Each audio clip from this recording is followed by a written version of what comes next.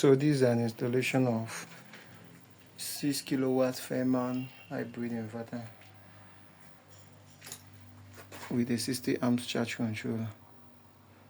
So the reason for this charge controller is that the previous panels are low voltage panels. Those are 300 watts panels. So, and there are as many as up to 15. So the configuration doesn't match this.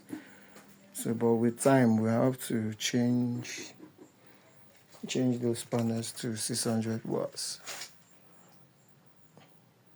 and also the batteries.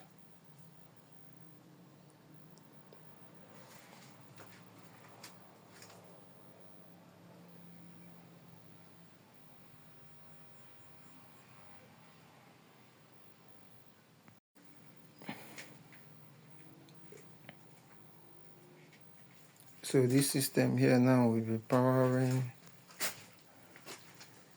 this building. This building is in an isolated area. The building is in an isolated area. So that's the panel over there.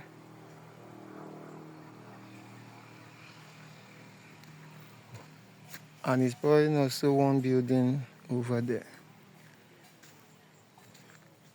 So actually this is a village. So it is inside the village.